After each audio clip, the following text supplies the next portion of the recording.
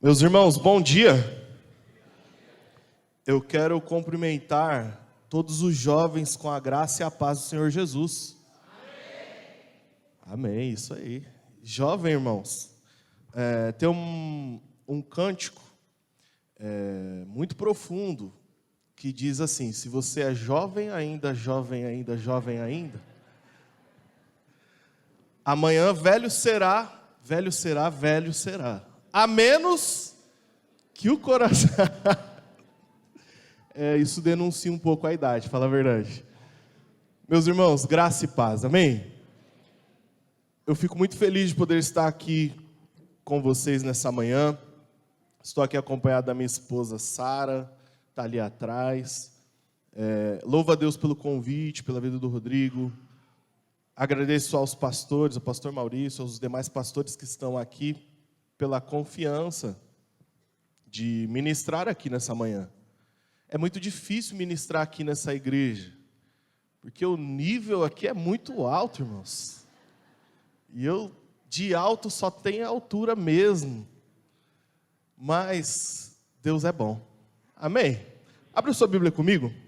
Evangelho de Jesus, escrito por Lucas, no capítulo 23.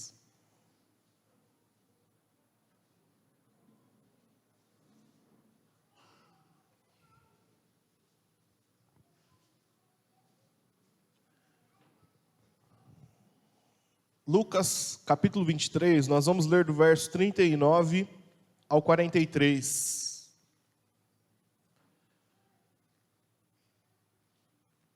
Eu acredito, queridos, que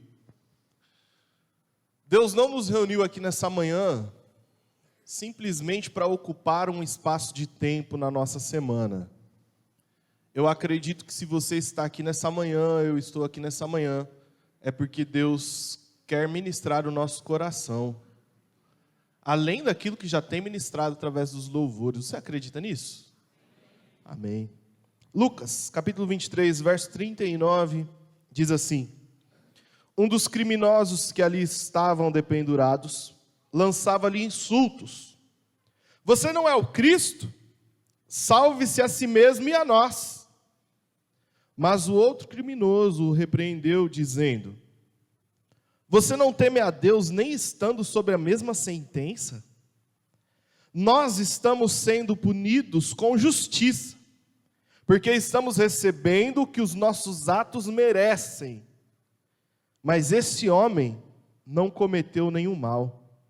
Então ele disse: Jesus, lembra-te de mim quando entrares no teu reino. Jesus lhe respondeu: eu lhe garanto, hoje você estará comigo no paraíso. Você acredita que é verdade isso daqui que nós acabamos de ler? Que aconteceu? Amém. Meus irmãos, nós aqui brasileiros somos conhecidos por muitas coisas, mas no esporte nós somos conhecidos como o país do futebol. Como o país do futebol. O futebol é extremamente cultural até na nossa nação. Todo mundo, ou quase todo mundo, eu faço parte do quase, que eu não jogo, joga futebol. Quem aqui joga futebol? Eita.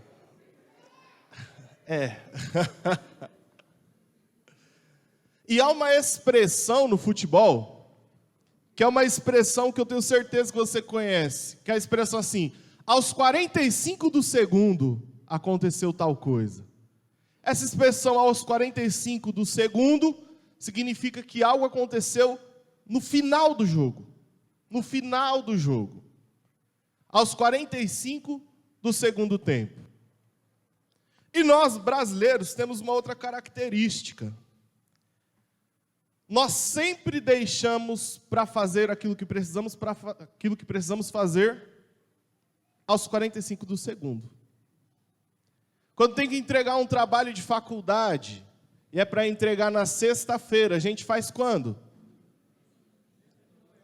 Irmãos, eu achei que vocês iam falar na quinta, é na sexta mesmo. Na sexta de manhã a gente faz. Quando é para a gente se arrumar para ir para algum compromisso. Eu cheguei 10 minutos atrasados, eu cheguei aqui 10h10, e eu acordei cedo, irmão. Mas o cabelo me dá um trabalho danado. E por incrível que pareça, eu estava cortando o cabelo para mim. Cheguei 10 minutos atrasado, mas tem até uma expressão que diz que nós nos acordamos cedo, nos arrumamos cedo para atrasar com calma. A gente chegar atrasado com calma, não é de chegar atrasado com pressa. Porque a gente deixa para se arrumar os 45 do segundo. Nós temos isso como brasileiros. A gente deixa as coisas para o final. Quando quase não dá mais tempo, aí vai. Isso acontece pelo menos na Brilho Celeste. Eu acredito que aqui na igreja da Pauliceia não acontece tanto. Mas quando nós fazemos, por exemplo, vamos fazer um jantar de casais. Vamos vender o convite. E o jantar é daqui a 15 dias. A gente anuncia com 15 dias de antecedência. Faltando 1 ou 2 dias para o jantar, começam os casais. Tem convite ainda? Tem convite ainda? Tem convite ainda? Deixam para comprar os 45 do segundo. Eu acredito que aqui vocês, quando lançam algo, todo mundo já vem com tudo. Não é, pastor? Glória a Deus. Vamos profetizar aqui em nome de Jesus. Nós temos essa mania de deixar as coisas para o último momento. O problema é que isso acaba se estendendo para coisas muito importantes da vida. Vendo uma médica de cuidados paliativos falar sobre 5 arrependimentos que os enfermos que estão quase falecendo, eles relatam. Um deles é não ter pedido perdão para quem poderia ter pedido perdão, antes daquela situação. Nós deixamos para perdoar quando não tem mais tempo, quando é só liberar o perdão e não dá mais para conviver, não dá mais para viver. Nós deixamos essa questão de deixar as decisões para a última hora, para coisas importantíssimas. Nós trazemos para coisas que são importantíssimas. Outra coisa que nós vamos postergando é a nossa vida com Deus. Nós temos o conceito, e o conceito é maravilhoso. Muito bonita a camiseta, que eu fui agraciado assim que cheguei. Eu só acho que vocês erraram no tamanho. É GG e eu uso o M. Mas linda a camiseta. Purificados. Atrás aqui eu vi que tem em várias línguas, é isso mesmo? Depois vocês precisam me ensinar a pronunciar essas em outras línguas para eu falar para as pessoas. O conceito nós temos. Nós sabemos que devemos ser santo, como aquele que nos chamou é santo. Mas eu tenho a impressão que nós deixamos a prática para quando não tem mais jeito. Para quando a gente está em situações assim que não tem para onde fugir e tem que praticar mesmo. Tem que praticar aquilo que Jesus mandou. Nós deixamos a vida de santificação para os 45 do segundo.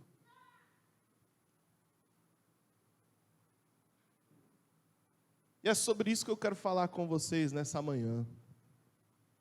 Nós lemos um texto onde é o retrato do cenário da cruz, onde Jesus está na cruz, e em cada um dos seus lados, um criminoso, do outro lado, o que chamam de o bom criminoso, o bom ladrão, como se existisse um bom ladrão. E eles ali, naquela cruz, naquela situação, um começa a insultar Jesus. Você não é o Cristo? Se você é o Cristo, se salva e salva a gente também. E o outro interpela ele e fala: você não teme a Deus nem estando na mesma condenação? Nem estando sobre a sentença, você não teme a Deus? Nós estamos aqui porque os nossos atos fizeram com que nós estivéssemos aqui, ele não. E ele se volta a Jesus e diz: mestre, lembra-te de mim quando entrares no teu reino. E Jesus faz essa promessa maravilhosa: ainda hoje você estará comigo no paraíso. Aos 45 do segundo, esse homem nos ensina algumas lições preciosas. Lições essas que a gente pode vivenciar hoje. Não precisamos esperar estar num leito. A gente não precisa esperar ser mais de idade. O que esse homem nos ensina? Para virar esse jogo que estava perdido para ele. Para virar esse jogo que para ele já estava no fim. A primeira coisa que ele faz, no verso 41, ele reconhece o estado atual que ele se encontrava. Ele diz assim: nós estamos sendo punidos com justiça, porque estamos recebendo o que os nossos atos merecem. Para ser purificado é necessário reconhecer que precisa de purificação. Mas sabe o que eu tenho a impressão que acontece conosco? A gente tem dificuldade de reconhecer as nossas mazelas, os nossos erros, as nossas falhas. Talvez a gente tenha perdido da nossa mente a abrangência do que é o pecado. Quer ver uma coisa? Se eu chegasse aqui e falar: olha, um jovem da minha igreja caiu em pecado, em que área você iria imaginar que ele caiu? Na área sexual. Amém ou não? Você não iria imaginar que ele é um mentiroso. Porque nós colocamos o pecado sexual num patamar diferenciado dos outros. E aí, quando a gente não peca na área sexual, a gente acha que está tudo bem. Nós temos o conceito de que a gente não pode pecar de diversas formas, mas eu não sei se a gente tem a prática disso. E para ser purificado é necessário reconhecer o seu estado atual. É necessário reconhecer que os nossos atos nos levam à morte, os nossos atos pecaminosos. Mas sabe o que me deixa pensativo? Será que nós também não pecamos de diversas formas e para nós, como não é um pecado, entre aspas, evidente, a gente também não acha que está tudo bem? Irmãos, soberba é pecado. Soberba é pecado. Murmuração, apesar que eu sei que aqui não tem ninguém que é reclamão, é pecado. Nós somos ingratos, irmãos. E nós, jovens e adolescentes, pegou nós, jovens e adolescentes? Eu sei que não parece, alguns irmãos vão até se espantar, mas eu tenho 30 anos, eu sei que parece bem menos, mas eu tenho 30 anos, estou na classe ainda de jovens e adolescentes. A gente é ingrato pra caramba. Sabe por quê? Falando com jovens e adolescentes hoje, o que eu mais vejo são jovens e adolescentes que não querem trabalhar naquilo que é muito esforçoso, só quer trabalhar naquilo que, no trabalho ideal, que é ganhar bem e fazer o que se gosta. Então, enquanto não encontra o trabalho ideal, que é ganhar bem e fazer o que gosta, não quer fazer mais nada. Quer viver nesse mundo. Mas suga o dinheiro do pai e da mãe, que trabalha naquilo que não gosta e que não ganha bem. Para sugar o do pai e da mãe, tudo bem. Agora, para fazer isso para si, não. Porque a vida é muito curta para eu ficar numa empresa. Deus está aqui e está falando, aleluia.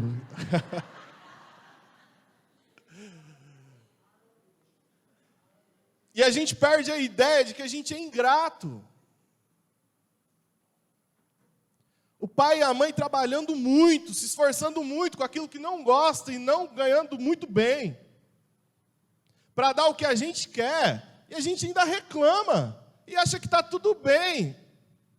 Eu estou purificado e está tudo certo. Falta-nos a noção de que a gente precisa reconhecer o estado de pecado que talvez a gente viva. Não é porque eu não errei na área sexual que eu estou tranquilão.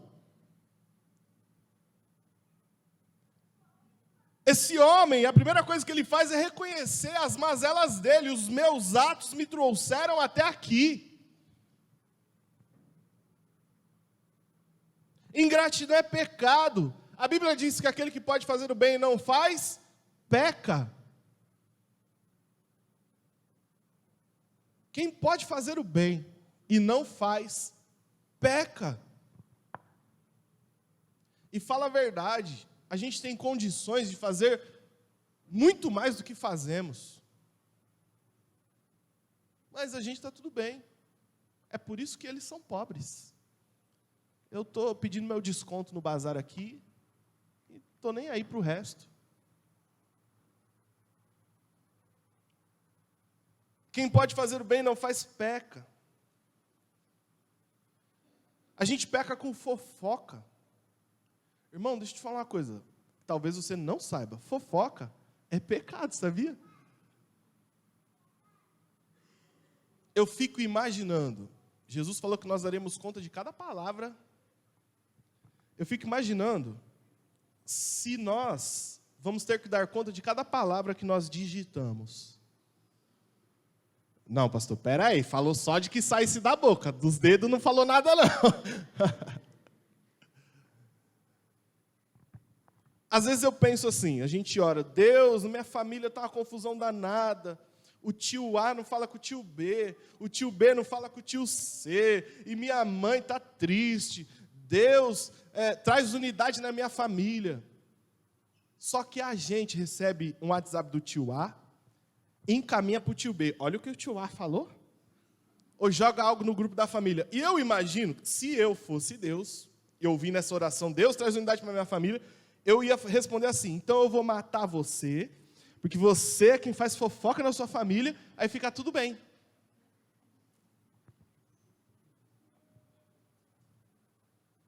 Será que a gente tem consciência de que a gente erra dessa forma também?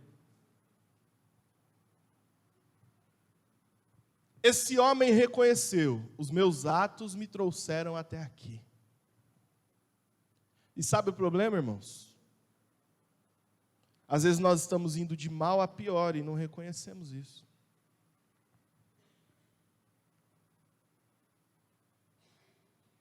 Sabe, adolescente, jovem, a gente tem nessa idade uma certa arrogância, a gente acha que sabe viver a vida e sabe o que é melhor para a gente. Afinal, a gente já tem 15 anos, né? Por favor, né, meu? Me respeita.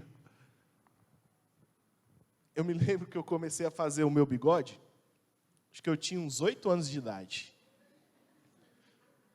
Porque quanto mais fizesse, o que falava é assim, quanto mais você fizer, mais rápido cresce.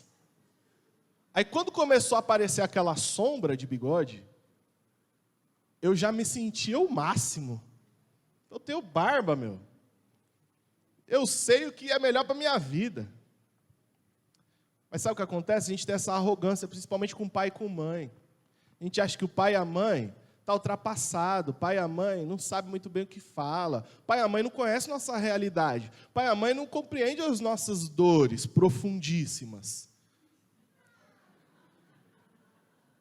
Aí eles riem de nós. E a gente é arrogante, a gente bate de frente. A gente discute, e a gente não está entendendo que a nossa arrogância está nos afastando do nosso pai e da nossa mãe. A gente não está entendendo que a nossa soberba de não querer opinião deles, porque eles não entendem, eles não sabem de nada da nossa vida, está piorando nosso relacionamento dentro de casa. Talvez nessa manhã nós precisamos reconhecer que a gente precisa ser purificado, porque estamos cometendo pecado e os nossos atos estão nos levando de mal a pior. Esse homem, ele reconhece. Enquanto o outro ladrão do lado está olhando para Jesus e falando assim, você não é o Cristo? Enquanto o ladrão do lado está olhando para o outro, esse homem olha para si.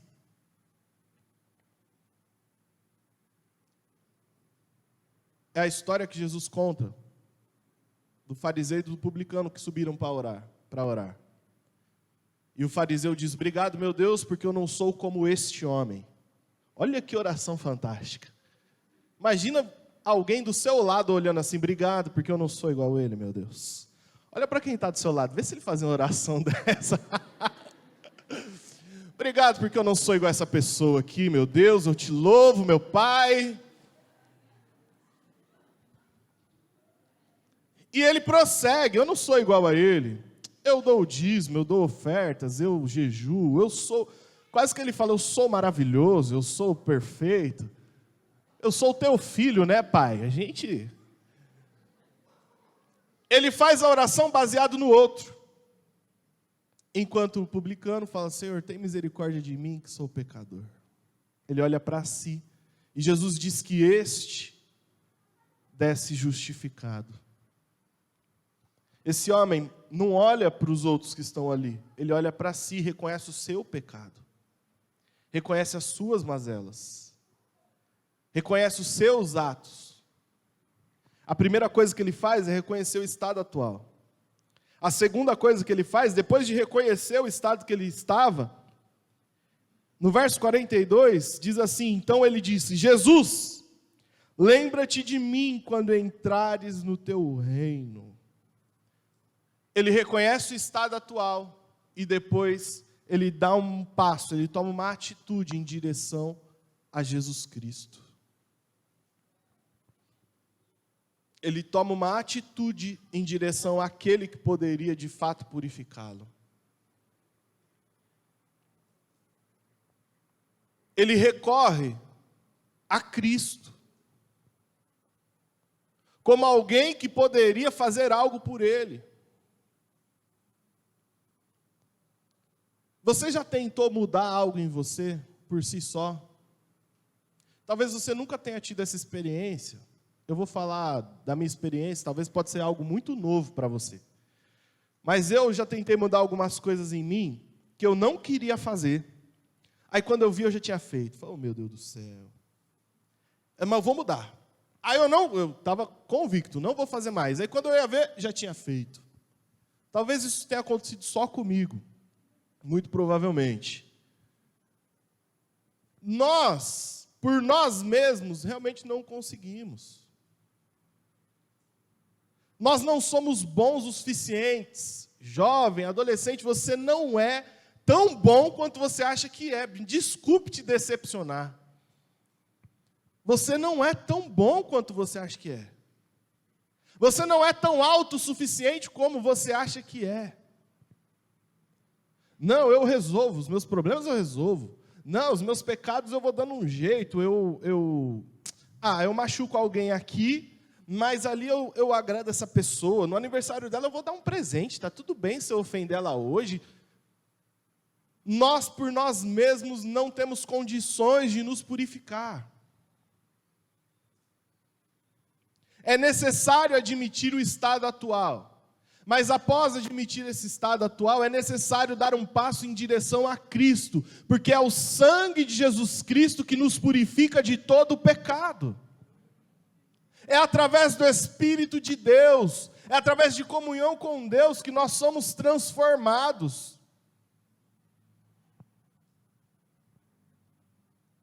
É só tendo comunhão com Ele que você vai vencer esse pecado.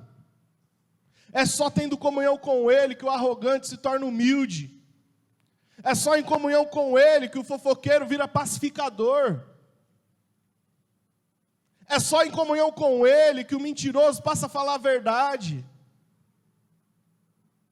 Se você entende que seu estado atual está te levando de mal a pior, dê um passo em direção àquele que pode mudar a sua vida, e o nome dele é Jesus Cristo.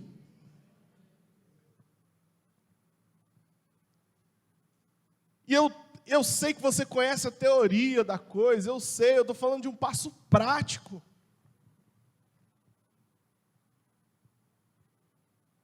Talvez assim como eu está com a camiseta do Congresso. Mas nessa manhã você precisa falar: Jesus, me ajuda, eu estou reconhecendo que eu estou falhando em muitas áreas, eu preciso do Senhor. Talvez não é por estar com a camiseta do Congresso que você está isento disso. Há quanto tempo você não fala com Ele? Como está o seu nível de comunhão com Deus mesmo? Comunhão de verdade, não de ensaio, não de chegar aqui. E eu sei como é, a gente chega e dá risada pra caramba, e brinca um com o outro, tira o sarro um com o outro. Aí a gente pega, antes de tocar, fala: não, vamos orar. Senhor, meu Deus, meu Pai, abençoe esse ensaio, ajuda nós, amém. E vai tocar. Não é disso. Falando de comunhão real, de quarto. De fechar a porta do quarto e falar com Ele.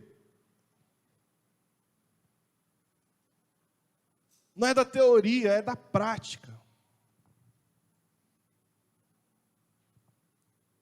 Deixa eu te falar uma coisa. O pecado continua gerando morte. Mas Jesus Cristo continua gerando vida. E se você está entendendo que tem alguma coisa morrendo na sua vida por conta de pecado,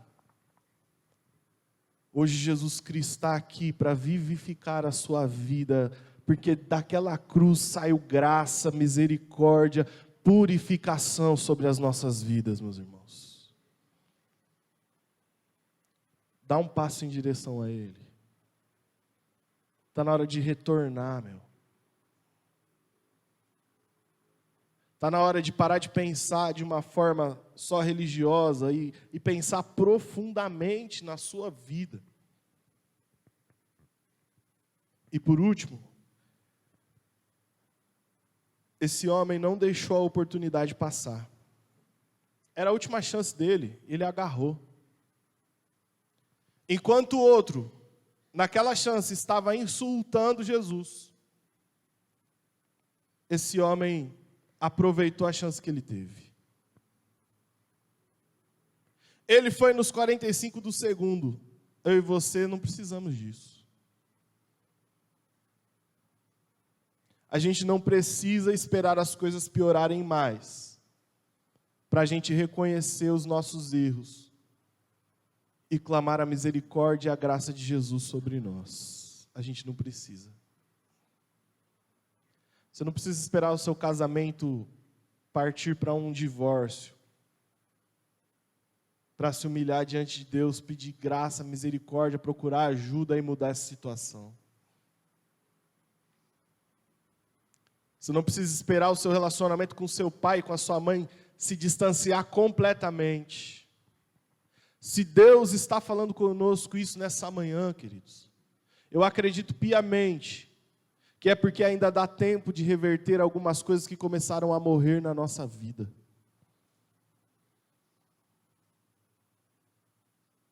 Como eu falei, eu não acredito que Deus desperdiça o tempo. Ele não perde oportunidades. Se nessa manhã nós estamos reunidos aqui para ouvir isso, é porque Ele quer vivificar áreas da nossa vida que estão morrendo. Não deixe a oportunidade passar. Porque a oportunidade que você tem, que eu tenho, é o dia de hoje. Nós não sabemos nem como vai acabar esse dia. Nós não sabemos nem como vai ser a nossa tarde. Por isso, a grande oportunidade das nossas vidas é agora. Oportunidade de se voltar a Jesus. Oportunidade de clamar a Ele. Oportunidade de rever atitudes. e pedir a ajuda dele para mudar essas atitudes. Essa oportunidade é agora, não é depois, não é daqui a pouco.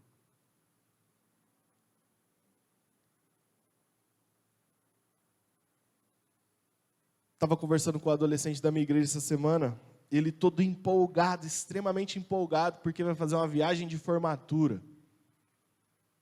Vai para Porto, eu acho. E muito empolgado, só falava disso, a viagem, porque a viagem vai ser top, a viagem... E são até uns termos que eu já estou um pouco desatualizado. A viagem isso, a viagem aquilo, meu consagrado. A viagem não sei o quê. Meu consagrado? Como assim, meu consagrado? E ele falando na viagem, tinha uma reunião essa semana para definir a viagem. Aí ele, não, mas a viagem vai ficar acho que uns 4,5 só. E só? Não é você que trabalha, né? Eu falei, mas quando é essa viagem? Setembro do ano que vem. Eu falei, você já está nessa euforia toda? Não, vai ser top, vai estar todo mundo. A gente perde a noção de que a gente não sabe o dia de amanhã. Daqui a um ano, a gente não sabe nem se hoje à noite vai estar todo mundo.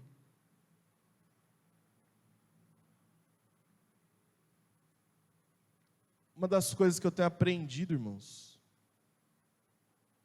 é que a vida é imprevisível. Eu não estou aqui pondo um pânico no final da mensagem, não é essa a minha intenção. Mas é te despertar para a realidade mesmo. Eu atendo uma paciente que, muito bem de saúde, muito cheia de vida, em 48 horas ela foi acometida com uma paralisia. 48 horas, formigou do lado direito, paralisou.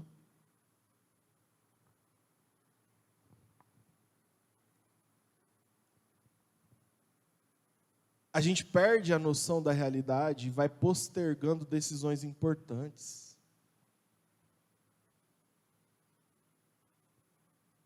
É por isso que nessa manhã, Deus está nos dando uma grande oportunidade de avaliar como a gente tem estado, avaliar como a gente tem vivido e de recorrer a Ele, que é quem de fato pode purificar e dar sentido às nossas vidas. Se coloque de pé.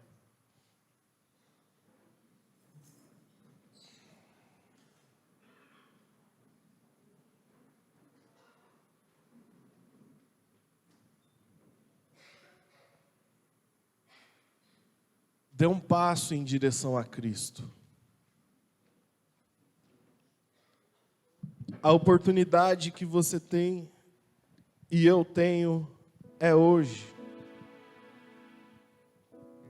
Não deixe o seu orgulho te privar dessa oportunidade. Não deixe o seu orgulho te privar dessa oportunidade. E nem ache que você vai dar o seu jeito. Não, eu vou dar meu jeito, eu vou vivendo e no final vai dar tudo bem. No final da vida desse homem não deu tudo bem, ele parou numa cruz e foi morto.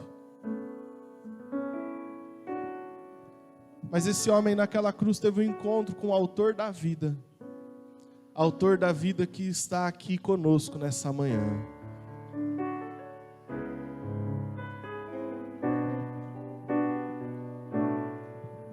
Não jogue fora essa oportunidade.